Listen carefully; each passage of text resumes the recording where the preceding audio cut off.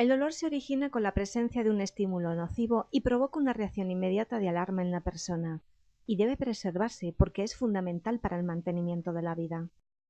En respuesta a un estímulo nocivo, sea químico, térmico, de presión o de cualquier otra característica que pueda provocar dolor, se activan unas terminaciones nerviosas libres llamadas nociceptores.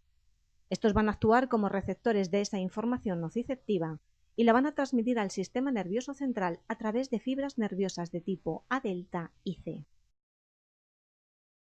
En la membrana celular de estas neuronas existen unos receptores que pueden ser canales iónicos, esto es, que modifican el tránsito de iones dentro y fuera de la neurona, o receptores metabotrópicos, es decir, que provocan cambios en la síntesis de proteínas citoplasmáticas, que codifican información relacionada con cambios de presión, de temperatura o de pH.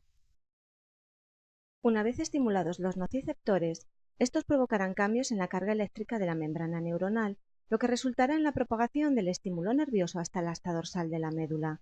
Allí se libera glutamato, un aminoácido excitador que se unirá a un receptor localizado en una neurona postsináptica que transmitirá la información hacia los centros superiores del sistema nervioso central, llegando al tálamo y a la corteza cerebral. Desde estos mismos núcleos superiores se ponen en marcha vías descendentes que llegarán de nuevo al asta dorsal de la médula y liberarán sustancias endógenas inhibidoras que actuarán modulando la transmisión del estímulo, es decir, la cantidad de información que será transmitida desde la médula espinal hacia los centros superiores. Cuando la señal nociva es lo suficientemente intensa o duradera, se desencadena sin embargo una serie de mecanismos encaminados en principio a preservar y a defender al organismo de esa agresión externa. Es la llamada respuesta inflamatoria. Cuando el organismo recibe señales de la existencia de una agresión externa, bien sea una infección, un traumatismo o una lesión, se produce la activación de distintas células relacionadas con el proceso inflamatorio, como son neutrófilos, mastocitos, basófilos, que migrarán hasta la zona de lesión provocando la liberación de sustancias proinflamatorias como las citoquinas, la bradiquinina o la histamina. Estas citoquinas interactúan con la enzima fosfolipasa, activándola e iniciando así la secuencia de liberación del ácido araquidónico. La respuesta más importante relacionada con la inflamación se produce con la activación de la llamada cascada del ácido araquidónico. El ácido araquidónico es un elemento constitutivo de la membrana celular de todas las células del cuerpo humano. Cuando se produce una activación del sistema inmune, este ácido araquidónico se desprende de la membrana celular. Al estar libre en el citoplasma, es atacado por unas enzimas denominadas ciclooxigenasas.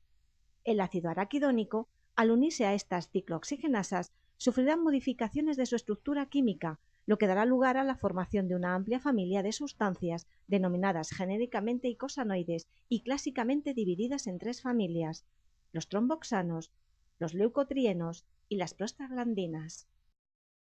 Las prostaglandinas liberadas en respuesta a esta activación del ácido araquidónico provocan una respuesta inflamatoria generalizada que afecta a distintos sistemas del organismo, desde el sistema cardiovascular, la musculatura lisa, el sistema inmune, el sistema autónomo y, en último término, provocarán la clásica respuesta de hipertermia, extravasación, edema y dolor que ya conocían los romanos: calor, rubor, tumor y dolor.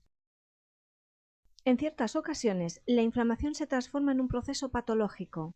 En este caso, el dolor crónico ha perdido su función de defensa para convertirse en una entidad que no aporta nada al proceso curativo, generalmente al contrario suele ser un freno, y que empeora la calidad de vida y aumenta el sufrimiento del paciente.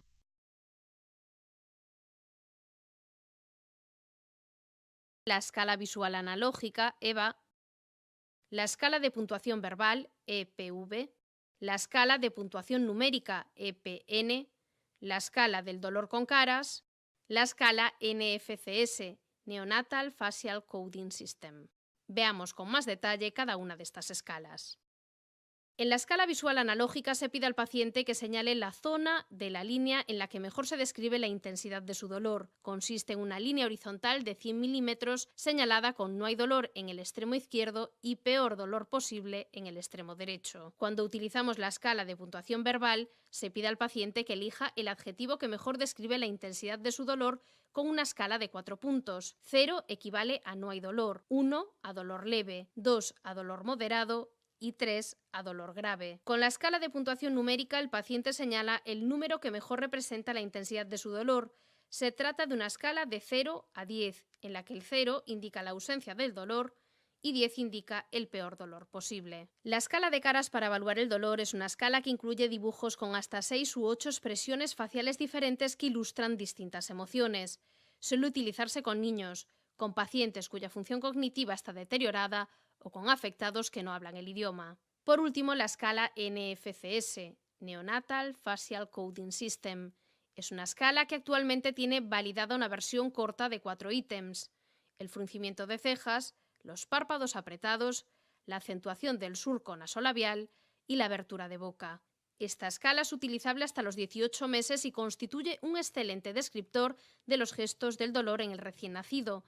La puntuación va de 0 a 4 en la versión de 4 ítems y cada ítem se califica ausente, 0 o presente, 1 durante la crisis de dolor.